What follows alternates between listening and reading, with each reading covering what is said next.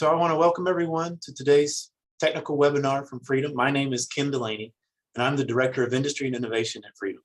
We are a power systems and power electronics research center at North Carolina State University.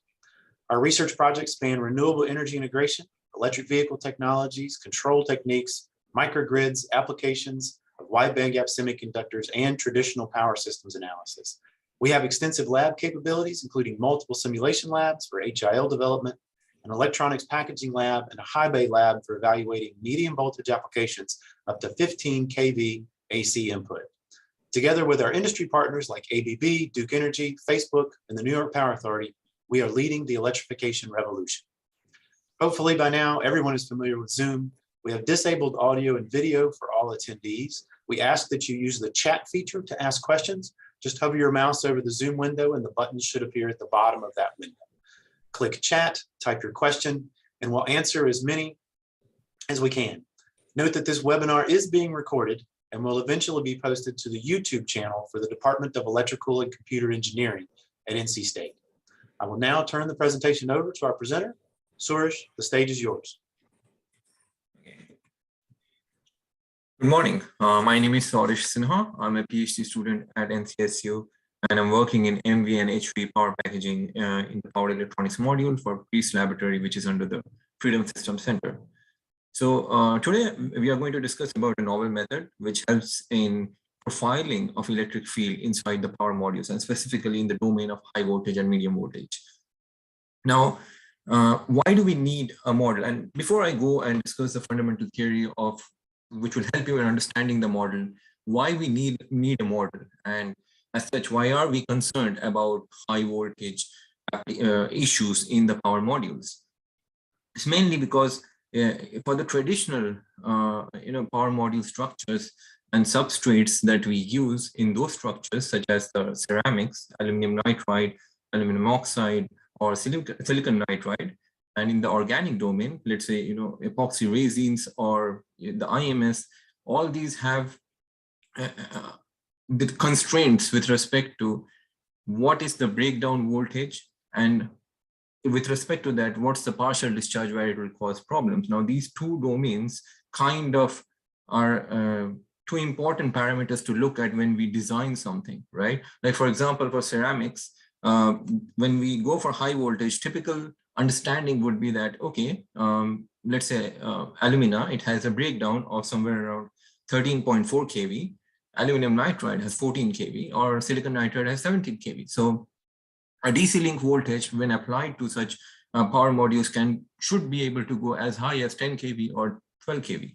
And that is not precisely how it works, because when it comes to partial discharge, and if I cite an example, aluminum nitride, which I just said, that has a breakdown voltage of 14 kV, has a partial discharge inception voltage or a threshold voltage, whatever you want to call it, at around 4.5 kV.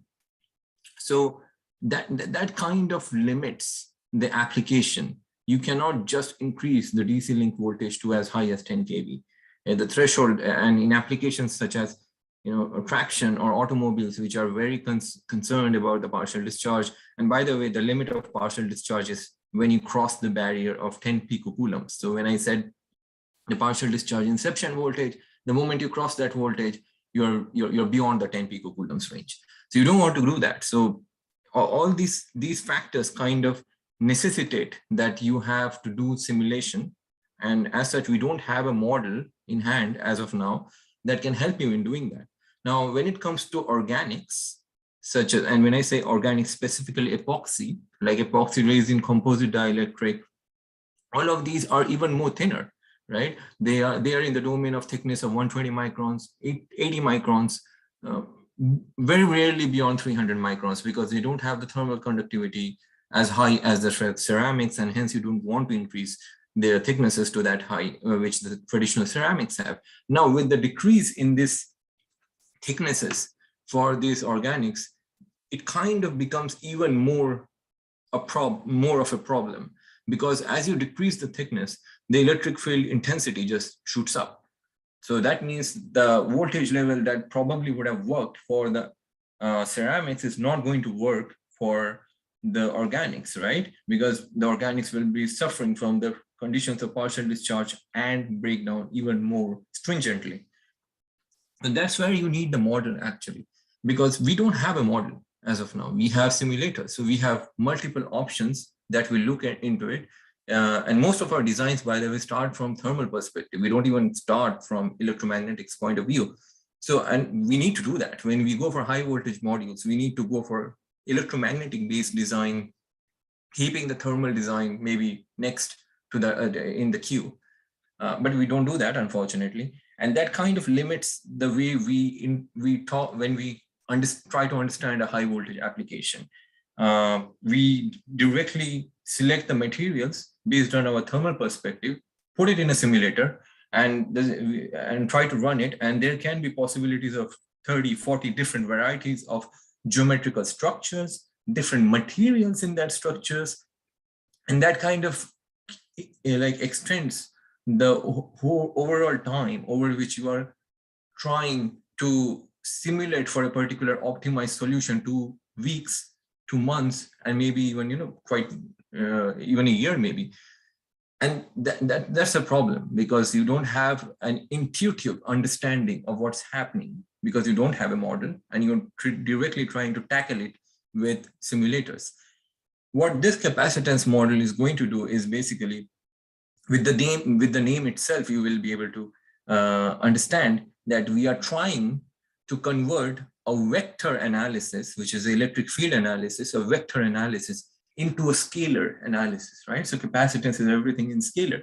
And that's really good, because in scalar, I don't have to worry about how the electric field is flowing, where it is, like how much it has spread inside the module. I don't have to worry about that. All I need is a scalar value, a magnitude. Once I have that magnitude, I know whatever happens in the module, it is better positioned than it was before. So that's the power of a scalar analysis. You're able to avoid an entire set of vector analysis. So, and of course, you are not directly tackling everything in the simulator. You are not directly going to access Maxwell. You are not directly going to SolidWorks, EMWorks to solve your problem. So you're solving it at the very first end by analyzing it, by understanding the model, what changes you need to make in the model to have a better performance, and then probably going to the simulator, verify it, and you have a final solution to it. That's a better way of going and approaching something. And that's what we are going to see here. Now, when I mentioned terms like partial discharge and breakdown, which is typically where you want to avoid it, right? Those you don't want to have it, and which is where this whole presentation is going to flow around. Where does this partial discharge and breakdown typically occur? Well, it's around points which are called triple points. So it's not uniformly all over the module where you have a problem. It's specifically in some areas that you have problem, and which is what I have marked over here in the dashed box with the red dot at the center. It's called triple point. And this triple points, as you can see in the picture, is at the corner of the copper layer, right? And this, by the way, this structure at the left top corner is what you have for typically a half bridge, right? You have a top coppers where this can be the high side switch. This can be where the low side switch is, and this is, of course, the zero potential. And you have the total bottom copper at the bottom separated by the substrate. Now, this triple point, as I mentioned, is at the corner. So now at corner, you have a very high charge density, right? Compare it to the flat surface of the copper, you don't have that. So that high charge density kind of creates a very high electric field intensity. Now it's called triple because it's at the intersection of three different materials. You can see that it's sitting at the intersection of this top copper, which is a conductor.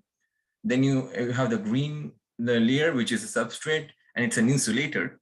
And then you have the light blue layer, which is an encapsulant. In this case, I've written silicon gel, and silicon gel is an encapsulant, and it's another insulator. So you have three different materials, right? So that's why it's called triple point. And these are the points which have to be, are the most concerning in our aim to reduce the effects of partial discharge and completely nullify the effects of breakdown as well. Right. And these points naturally, when we talk about partial discharge, it also means that they are the source of high leakage current. So you really want to get rid of those. Now I can talk about probably the fundamental theory and explain the capacitance model. And it kind of revolves around the fact that if you can see the right top corner, it's a capacitance. It's a typical diagram of a figure of a capacitance. And capacitance is directly proportional to the relative permittivity of this dielectric material inside the capacitor. An electric field is inversely proportional to it. That's one relationship that we have to remember when I go for the next slides. The other thing is that electric field and capacitance both are directly proportional to the charge, right? And why do we need to take this also in our memory is because I mentioned that the triple point harbors a very high charge density. But that's and since that's the point of our failure, charge is a very important parameter that we need to be concerned about. Okay, and then this model will allow us to go into other domains of geometrical optimizations. Like, do we need an entire bottom copper like we have over here? Do we need an entire bottom copper? Well, the answer can be no or yes, and we'll find it out. If no, then where to place the cavities and what materials should the cavities have. All these things you can intuitively understand with the capacitance model. And this model does not take care of, I'm not going to discuss, rather I should say that way. I'm not going to discuss about things like improving the radius of curvature and all those things, because those are known geometrical optimizations. We are not going to discuss that. And those do not relate to capacitance effect. They are purely geometrical optimizations to solve other things. Okay, so before I explain the capacitance model, I'll just explain how mathematically it looks like. Okay, so this is particularly a particular section of the half bridge module which I showed in the previous slide. So it can be a section of the high side switch, it can be a section of the low side switch, whichever is preferable, it doesn't matter. So you have a top copper, you have a bottom copper, and it's separated by a substrate. The substrate can be ceramic or epoxy, anything. And you have the 10 kV, because I've applied 10 kV over there. I should also mention that the reason I apply 10 kV over there is because the traditional modules, by the way, when it comes to ceramics, they are of thicknesses like 635 microns. Aluminum nitride can go as low as 300 microns, by the way. And alumina can be 635 or 1 millimeter, right? Now, when you cross a barrier of 6.6 kV with these thicknesses, and we know the relative permittivity of these materials, it's typically when you cross 6.6 kV, these issues of partial discharge comes, right? And as I mentioned, the partial discharge threshold voltage can be even lower than that. For aluminum nitride, it's even lower than that. So this 10 kV or anything more than 6.6 kV is precisely the region where you will have problem. And that's why I use those values over here to show what problems we have and how the model will be able to show you that you can mitigate these problems. Now, we have, and before I discuss about this equation, we have measuring points, by the way, where we are going to measure the value of the electric field. And those values will be measured with simulators, of course, but those results will be after what we have intuitively understood out of the capacitance model. So these triple points are basically, as I mentioned before, should be at this point, right? It should be at the intersection of three different materials, but it's not. It's not, because when you ask a simulator to simulate the conditions with a point center, it's going to go for singularity. It's going to give you a value which is very high and not reliable, because it's simply based on mesh. It's not based on actual result, but it's based on how dense your mesh is. So that's not a result you want. And so typically what we do is that we measure this triple point 50 microns away from it. And the reference to why I mentioned 50 microns away from the actual position of the triple point is over here, the reference paper. And it's a very good paper. And it shows that anything between 25 microns to 50 microns, the accuracy of the result is reliable. And beyond that, it kind of becomes the error increases. And you can read about it. I'm not going to discuss much about it here, but yeah, the reference is here. Now, talking about this equation. So as you can see, for C1, You have a copper conductor at the top, you have a copper conductor at the bottom, you have a substrate material which has a permittivity. So it's basically a capacitor, right? So this capacitor is nothing but a traditional infinite plate capacitance, and you have this equation for that, right? And typically what we do not actually care for is this fringing part, which involves C4, C2, and C3. We don't involve that, right? And this fringing part is important for us to discuss when we talk about high voltage modules, because our triple point is sitting exactly in this fringing effect. It's not sitting in the traditional infinite plane capacitance effect. It's sitting at the fringing effect. So we are more concerned about what happens in the fringing effect or fringing part. So that's why this C2 and C3 and C4, by the way, they come together, but we are going to ignore C4 for the moment. And I'll tell you later on why we can ignore. And even if we ignore it, why it does not affect the model, right? So for the moment, so we will consider C4 to be ignored in all our discussions later on, but we know physically that it exists, it does exist. So, okay, so when I look from this triple point and I see downwards, I see C2 and C3, which are two capacitances in series, right? And this C3 exists because I have shown over here that there is a cavity, right? So between the high side switch and the low side switch, there is a cavity. The bottom copper does not extend all the way along, which usually in the traditional module, it happens, it extends all the way. And I'm going to also discuss on what happens when it kind of extends all the way, and how does capacitance model tells you that if you extend it all the way, will it be detrimental or will it be better, right? So those things we are going to discuss. Now for this particular figure over here, we have C2 and C3 in series. So the equation overall comes like this. This is a series combination of capacitance. Okay, so now I'm going to discuss part by part what each part of the equation means. And we know intrinsically that we are more interested in the fringing part. We are not interested in the traditional part. But anyway, so starting from the traditional infinite plane capacitance part, we know that from the second slide that I showed, that electric field is inversely proportional to the relative permittivity, whereas capacitance is directly proportional to the relative permittivity. And hence, you can say that electric field and capacitance are inversely proportional to each other. And this is quite common. This is not a big deal. It's a very common thing. Now, does it hold true for the fringing part? The answer is yes, it does hold true. It's not like the physics of something is getting changed over here. It remains constant, right? So that holds true. But then I also mentioned that in the fringing part, there is a high charge density, right? And that affects the whole performance of the fringing part very differently compared to what happens in the parallel plate or the infinite plane capacitance part.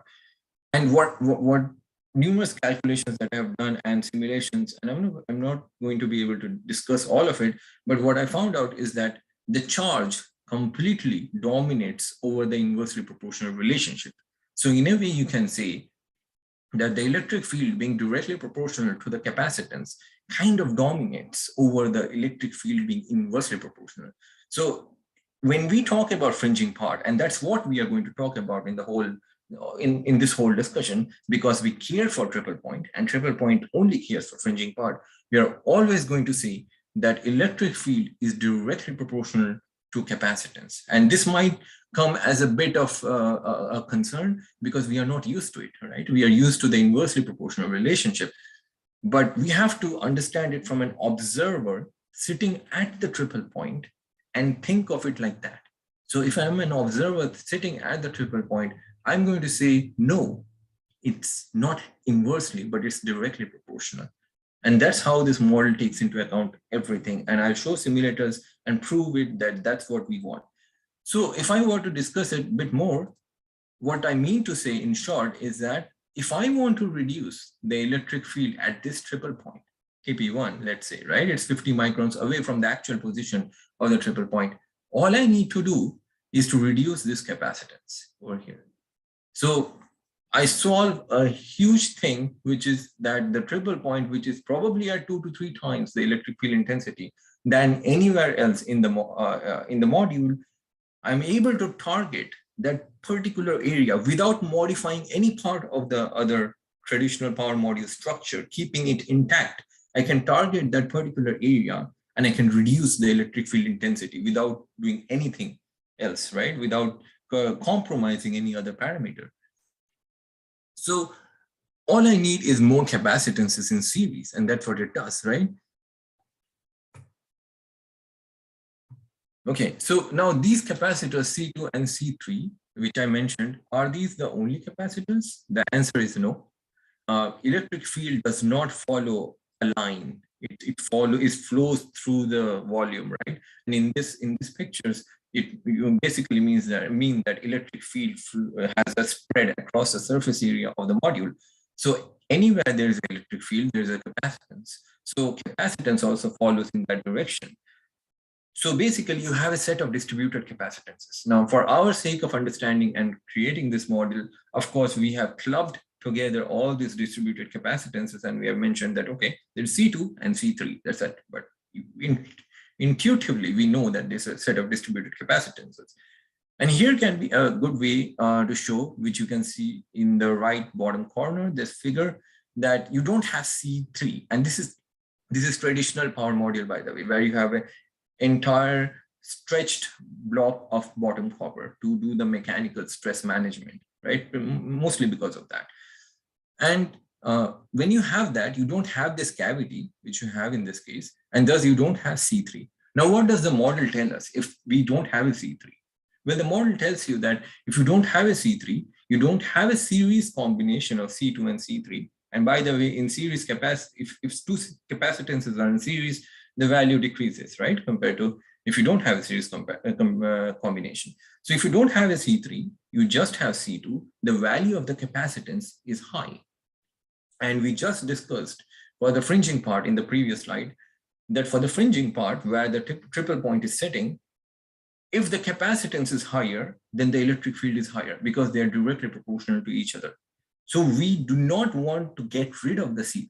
We want the C3 to be part of the model, right? So C3 helps us.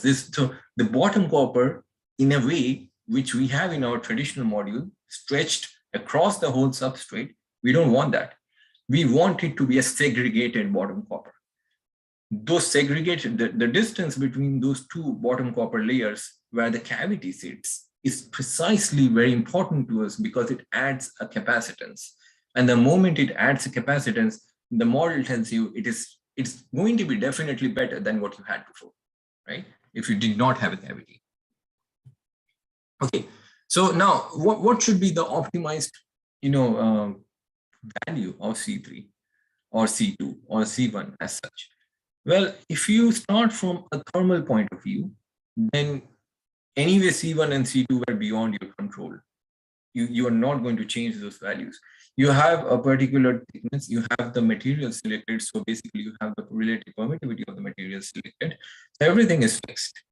But if you were not, and let's say you chose from the point of view of electromagnetics as a first choice of design choice, then also once you are done with selecting the material of the substrate and the thickness of the substrate, and hopefully, I mean, you are not going to go for customized solution. If you're going to go for that, well, still you're no guaranteed that you will be able to solve a problem, but I mean, that will be costly. So you will not probably do that. So within the domain of making the traditional module work for us, right? In that domain, we can say that C1 and C2 are pretty much fixed. You're not doing any change over there. So the thickness of the substrate, the relative permittivity of the material of the substrate is all fixed. We don't have the control of changing it. And so what is the thing that we can change? Well, it's C3. C3 we can definitely change. But even in C3, are we allowed to change everything, like the thickness of the capacitance or the relative permittivity of the material of that capacitance? Well, if you look at the thickness, it is entirely dependent on the thickness of the bottom copper, right? So this thickness over here is dependent on this bottom copper thickness. So if I have a 34 micron thickness of the bottom copper, the cavity thickness will be 34 microns. If I have a 300 microns, and you're definitely not going to go beyond 300 microns. The 300 microns, then the capacitance has a thickness of 300 microns as well. it's kind of constrained, right? You don't have the degree of freedom to choose something on your own. You are kind of limited by what the thickness of the copper is at the bottom. And that thickness of the copper is mostly going to be decided by the mechanical stress that you want out of your module. You don't want it to be brittle. So the only thing that you have a complete control over is the relative permittivity of that cavity material. You can change to whatever material you want. There's no restriction at all, right? So this relative permittivity of the material has a complete control. And if you see this equation, it occurs everywhere, right? The cavity material permittivity. And thus you can see that this cavity material can allow you to do everything when it comes to electric field intensity at the worst point, right? We just care about the fringing part. So C3 has a complete control over this electric field intensity of TP1. Okay, so in the first slide, in the second slide, I'm sorry, I mentioned that we can ignore C4. And I said at that time that if we ignore C4, then it's not going to affect the model. Well, it stems from the part that if you have a higher CNet, and by the way, CNet was because of C1, C2, and C3 in all the equations that I showed before. If CNet is higher than C4, C4 is, by the way, the encapsulant capacitance value, then you basically are looking from the triple point saying that everything as the CNet is going to affect the triple point because it's higher than the capacitance of the encapsulant.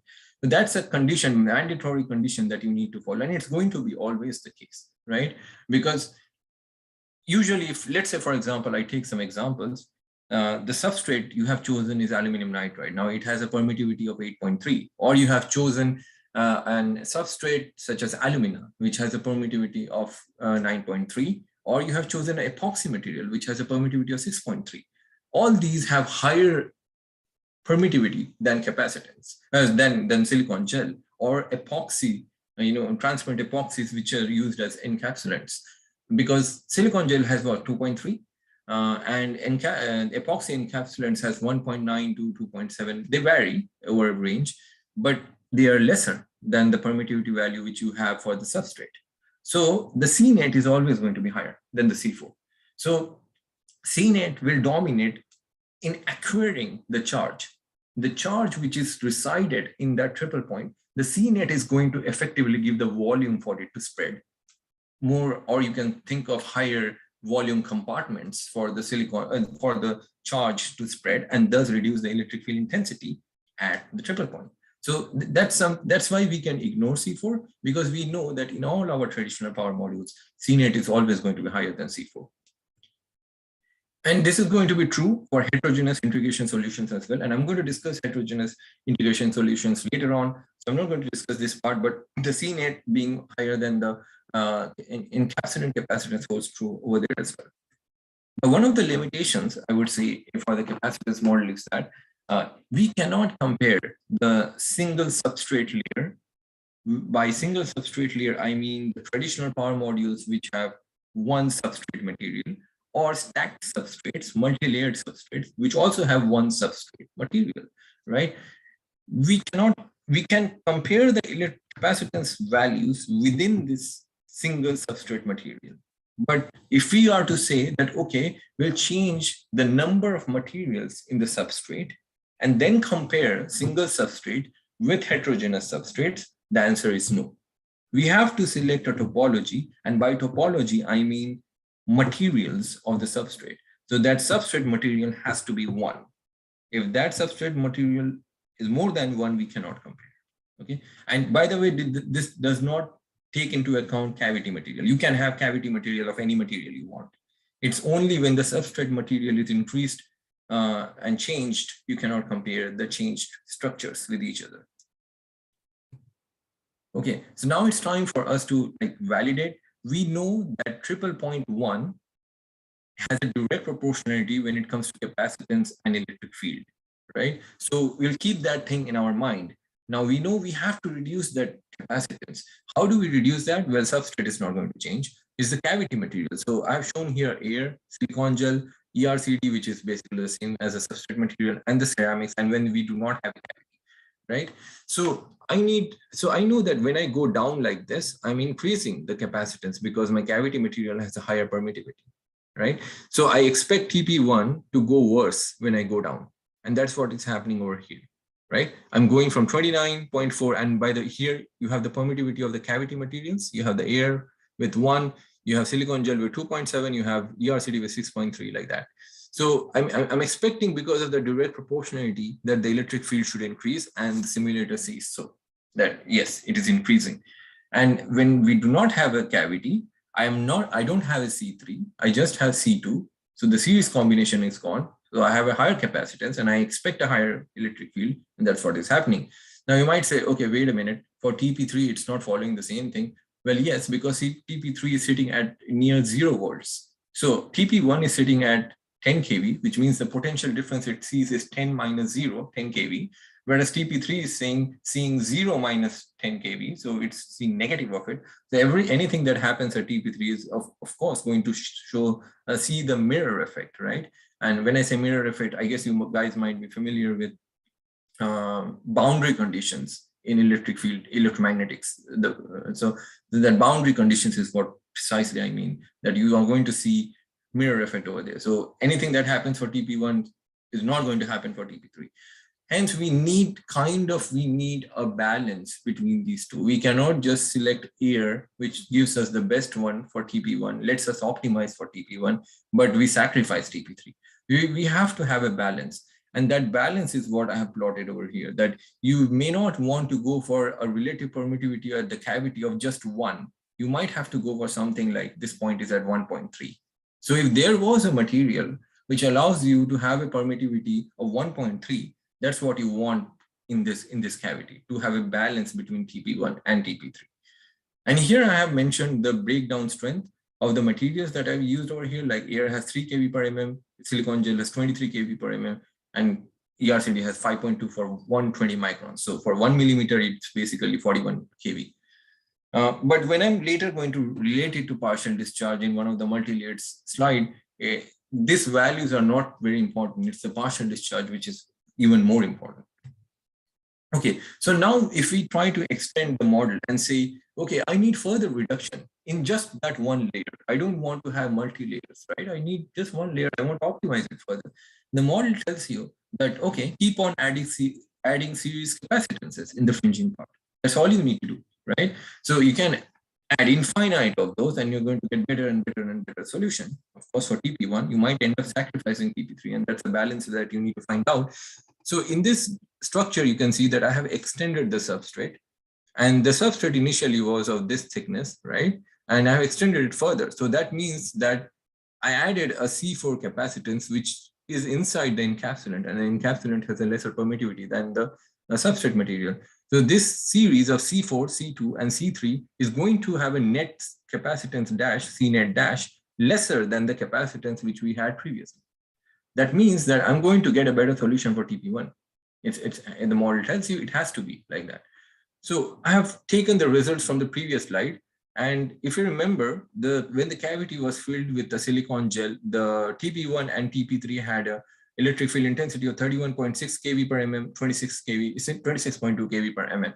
Now, when you see that suddenly for the extended layer, and let's say that this extension was 100 microns, which is this case, you see that the TP1 and TP3 is actually higher. Now you are like, okay, wait a minute, it's higher. The concern is that you actually generate, and this is what I found out after simulating multiple cases, and I was shocked initially that why is it happening? And TP1 star, which is the new point over here, by the way, and TP1 has moved up to this point, right? This point, new critical point TP1 star is actually talking with TP1. So it's a kind of crosstalk that you see in EMI effect, right? And I didn't want that. So what I did is that I extended the layer further and further. And I saw that when you cross this 33% barrier, 33% because I have this substrate thickness at 360 microns, and I'm extending this layer by 120 microns and above. So 120 by 360, 33%. And when you cross that 33% barrier, you kind of get the values that you want. So you get TP1 and TP3 values lower than what you had previously. And this is what the capacitance model tells you. Keep on adding the capacitances. Now, some of you might say, okay, wait a minute, that adds to the thermal resistance. And that's true. It adds to the thermal resistance. The point is not to show that, okay, it does not affect something else. The point over here is that the capacitance model gives you the freedom or the understanding that you need more and more series capacitances. Now, how you get to that is up to you. There are infinite ways theoretically to get to that. Of course, not practically, but yeah, you can do whatever you want based on your creativity. Okay, now this is something probably you are much more familiar with. This is a multi-layered substrate, and usually what you see is that you have an entire copper at the bottom, right? But I haven't put that picture over here. We have a cavity over here. We will show the results for that, but this is the standard which we were discussing until now, and it doesn't have the extended substrate, but has the cavity. The next is where we have the extended part as well as we have the cavity, right? And conventional, as I mentioned before, you expect the whole thing to be covered up with copper. Now, when you see the results for TP1, by the way, TP1 is here and TP3 is here, similarly for this one, right? So when you see TP1 for the conventional power modules, which has an entire copper stretching all the way through, let's say if we have one layer, it means that the electric field intensity at this triple point, TP1, is around 29 kV per mm.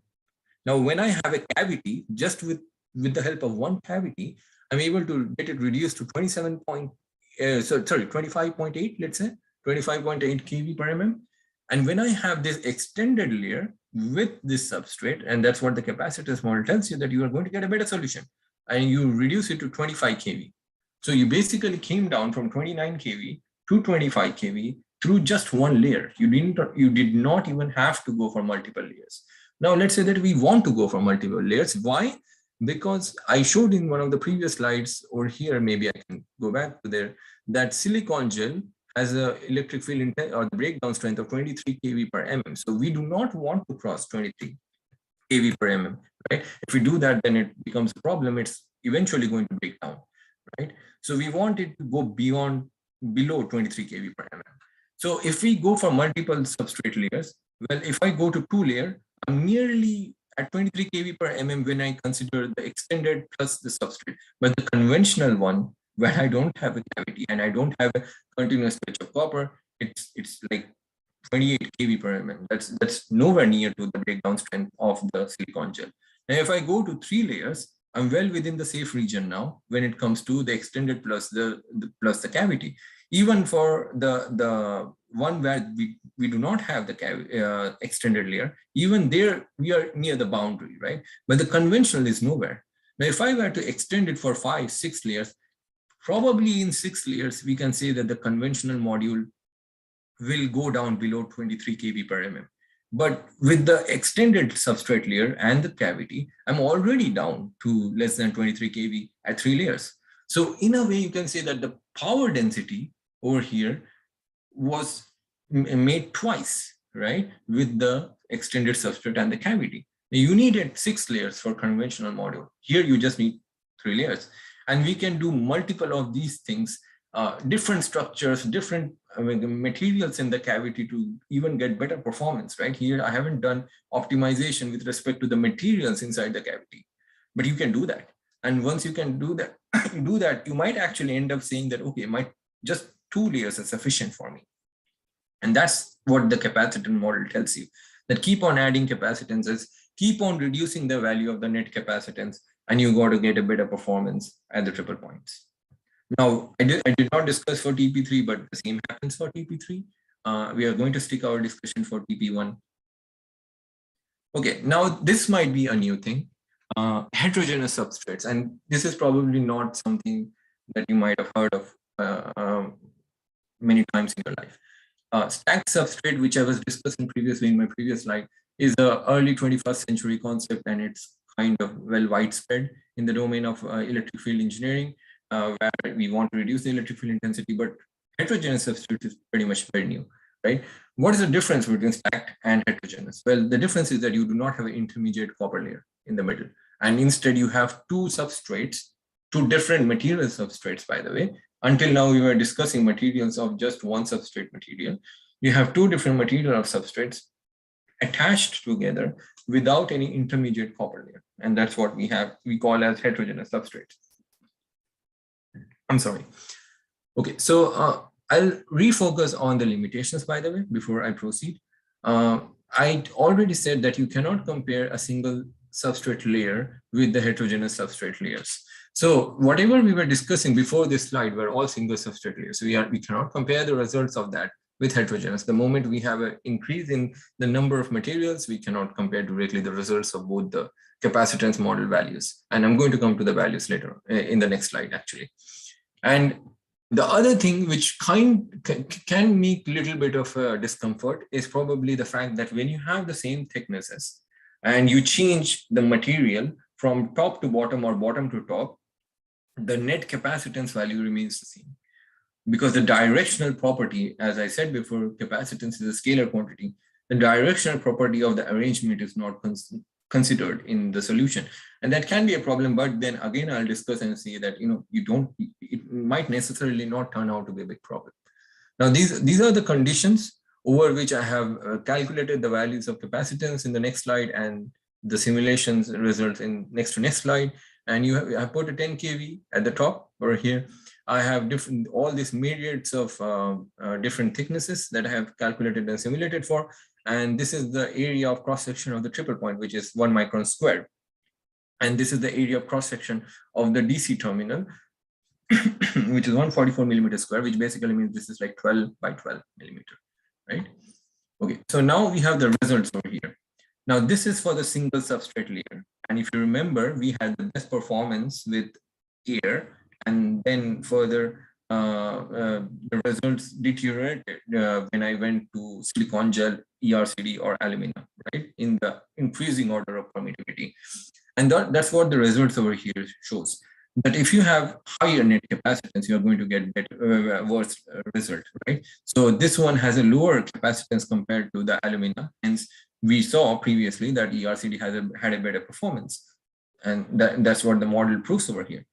Now, if we shift to heterogeneous substrate, and the next slides will give you the results for that, so I'm going to focus more on this one, is that first, that alumina, I have marked over here, A stands for alumina, and E stands for ERCD. So A/E means alumina is sitting at the top and ERCD is sitting at the bottom. And I have all these configurations of top and bottom as well as different thicknesses. Now, when I calculate the values, right, and C2 dash and C3 is basically the series combination, and this is the fringing part, by the way. This is just the infinite plane capacitance part.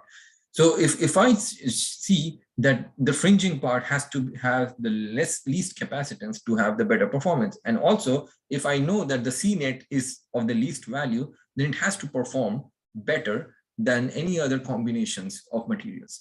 Now, I have used only 2 materials here, but if you might have 10, 15 different materials, right? So that means that you're going to have so many combinations, hundreds of combinations. And if you're going to go and simulate for all these hundreds, it will take a lot of time. And this capacitance model simply tells you that, ignore all these 3. You don't even have to go and simulate for all these 3. Instead, just this one is sufficient, right? And that's the power of this capacitance model. It gives you a scalar numerical value and it tells you, don't worry about the other ones. This is going to be the better one. Okay, and you'll see the results of this as well. When you do it multiple times, you don't have to go and see the results. This is going to be the best one. But since you guys are seeing it for the first time, so I'll show the results of how it does that. Okay, so now this might look a complicated plot, but I'll just simplify it for you guys. I told you that this one, which is the 25.6, right? This 25.6 has to be lower than everyone when it comes to electric field at the triple points. Now we'll compare the easy ones. So this first row with the third row, they have the same thicknesses, by the way. So I'll start with the easiest one. So I expect the 25.63 to have the least electric field at the triple point compared to 29.82 because of the direct proportionality relationship at the triple point. And that is what I'm getting. Now, before I discuss all this plot, what I'm showing you over here is that PP1, PP2, so all the triple points, and A/E means alumina is sitting on top and ERCD is at the bottom, and E/A means that ERCD is sitting at the top and alumina is at the bottom. So the dashed line basically tells you that the ERCD, or the material with the lower permittivity. I'm sorry, I should have mentioned it before. ERCD has a permittivity, relative permittivity of 6.3, and alumina has 9.3, right? So a lower permittivity material sitting at the top and a higher permittivity material sitting at the bottom is represented by dashed line. Whereas a high permittivity material sitting at the top and low permittivity material sitting at the bottom, which is here, right, bottom and top, is represented by a solid line. And you have the solid red line for TP1. We'll focus on TP1 because it reflects everywhere. So we don't have to look at everything. We just have to look at TP1. And you can see we expect the lower capacitance of 225.6, that's the first row in the previous slide, by the way, to have lesser electric field intensities at all the triple points. And that's what's happening, right? You can see these ones are lower than the ones of the third row, where I had a capacitance of 29.8. And a capacitance of 29.8, I knew that this would be a better performer, and that's what you see. Now you might say, okay, wait a minute, if I change the direction of these two, or arrangement, not direction, arrangement, keeping the thickness the same, which is this case, will that have the same effect? Well, capacitance model tells you that, yeah, capacitance is a scalar quantity, so it will have the same value of the net capacitance. But even then, since you have a lesser capacitance magnitude over here, it has to be a better performer than even if you change the arrangement, right? Now I'll take another example of this one probably. Now we expect this 160 microns to 200 microns to have 26.89. So we still expect this one to be a better performer than this one, right? And if you see, this is a monotonically increasing plot. So this has a higher capacitance we saw in the previous slide, and this has to have then higher electric field intensity at all the triple points, and that's what is happening. So the least value of the capacitance always gives you a better result. So you do not have to simulate for all these things. You don't have to even probably simulate at all, except for the verification you might want to do for the first time. You already know that this has to be the best one. And I just took only 2 materials. You might have so many materials, and you might have 16, 32 different combinations. But still, the one with the least capacitance is always going to be the most favorable one for your electric field design-based high voltage power modules. Okay, and that's where my model, the entire discussion ends. I'm going to say things about my, in the conclusion, that the capacitance model helps in reduction, as I mentioned before, in the triple points, which are the most important point of concern in our power module, because of concerns like partial discharge and breakdown based design. And these were proved with values from the simulators with different multi-layered as well as heterogeneous substrates. And I hope that you liked it. I hope that this model would allow you to actually, rather than directly going into the simulators, it will help you in intuitively understanding what changes you want to make, where you want to make, and it will simply allow you to do fast 10-minute calculations instead of going to a simulator. Simple 10-minute calculations will allow you to choose between 10, 15, 20 different combinations. Thank you. Thanks a lot, Suresh. Appreciate that. I was typing in the chat for people to submit questions if they had those. I know this was a lot of information to absorb, but we will hang out for just a second to see if anyone does have questions. Please put those in the chat and I'll just read them out to Suresh, or actually, since we didn't have any that were during the presentation, you can probably just check the chat yourself and see if anybody has questions. Yeah, I'm checking it here. Okay. Yes. So, go ahead. Yeah. So the temperature does influence. For example, when you increase the temperature naturally, you have, like, for example, the number of charges that you have in the system, by the way, because you have to understand it from the point of view of partial discharge. Now, partial discharge is happening because of ionic kind of emissions, right? That means you have dipoles inside. Now, if you are going to increase the intrinsic temperature of that dipole where it is initially was, and we do for our calculations take 25 degrees Celsius, right? But if I'm going to put an ambient temperature on top of it and say it's no longer 25 degrees Celsius, it's an increase in temperature, at that point, these ionic emissions will increase. And if these ionic emissions are supposed to increase, that means the excitement inside the charge of the whole charge distribution in the whole structure has increased. And if that excitement has increased, the amount of leakage current has increased, the partial discharge just went even more aggressive for you, right? So probably the partial discharge inception voltage will go down. Okay, are there any other benefits of using heterogeneous substrates? Yes. So if you were going to think about, if you are going to think from the perspective of thermal engineering, then basically what I mean to say is that I'll go back with my slides. So just give me a second. Okay, this is weird. My slides, yeah. So in a way, you can see that if I have an alumina which has a thermal conductivity of between 26 to 30 watts per meter Kelvin, right? And I have ERCD, which has a thermal conductivity of around 10 watts per meter Kelvin. So if I had the whole substrate, which I had in the single substrate layer with just ERCD, then it basically meant that I'm going to have the whole substrate with 10 watts per meter Kelvin. That's not, and that might or might not be enough for you from a thermal conductivity point of view for you to reduce the junction temperature to where you need it to be. Now, if you have a heterogeneous, you are having a 30 with a 10 watts per meter Kelvin. So you increase the effective thermal conductivity. And in that way, it kind of did a better job than it did with just the organic substrate. Now, if you had the whole thing with alumina, yes, it would be better performer, of course, than a heterogeneous substrate. But in terms of electric field, apparently you just increased the CNET to a very high value than you had in a heterogeneous combination. So if you increased it, then it's no longer probably suitable for your partial discharge and electric field based or voltage breakdown based solution. But yeah, from a thermal point of view, if you want to look at it, yes, it does have different other ways.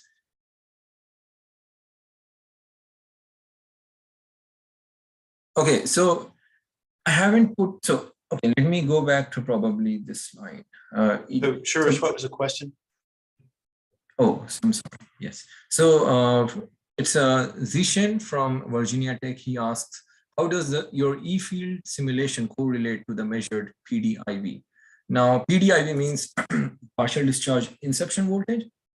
Now, I haven't done shown results over here. Of course, I have done, but I haven't shown results over here with respect to partial PDIV as such. This table, as you can see, is with respect to breakdown strength. But if you want to look at it from a partial discharge inception voltage point of view, it simply means that for, let's say, aluminum nitride based substrate, you don't want 23 kV, which is the silicon gel as the worst parameter over there. You want to actually target even lower than that, which is the aluminum nitride being the deciding factor. And the partial discharge value of the aluminum nitride is 4.5 kV per mm. It revolves around 4 to 5 kV, but 4.5 is usually what I have seen. But yeah, so in that scenario, the whole thing changes from silicon gel to aluminum nitride. And you need to get this value of this electric field intensity at TP1 below 4.5 kV per mm.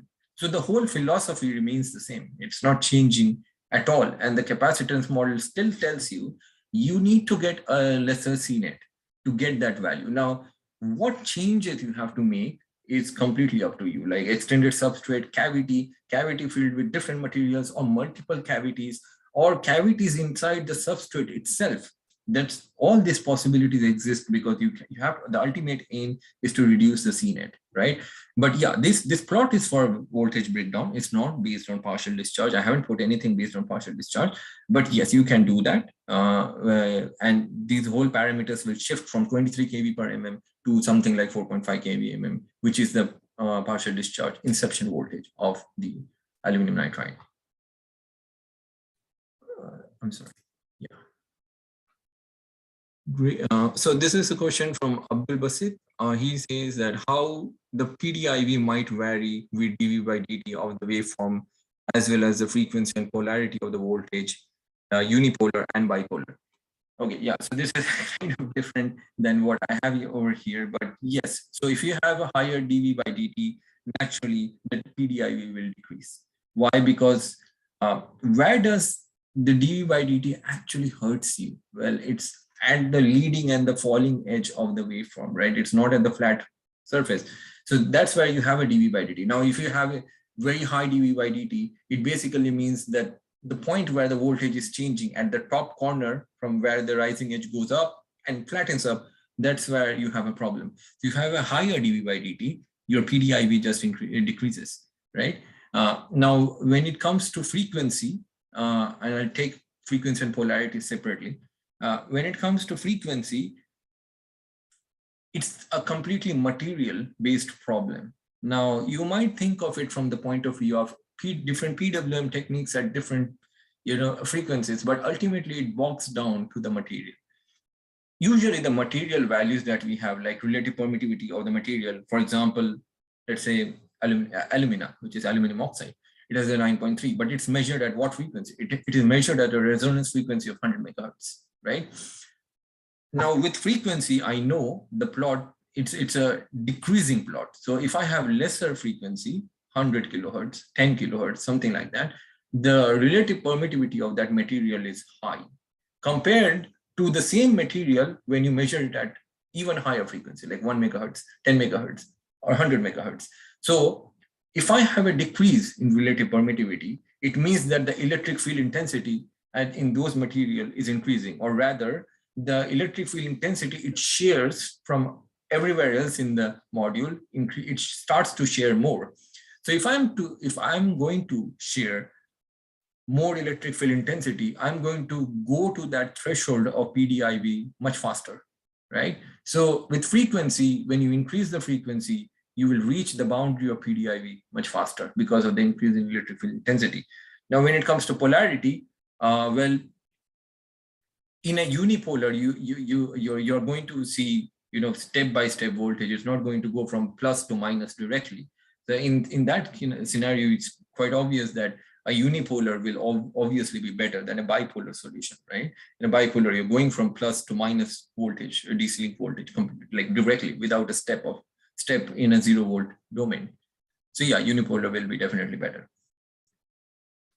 Okay, so the next question is from, I hope I was able to answer it. If you have any other questions, by the way, you can let me know. So the next question is from Amol Deshpande.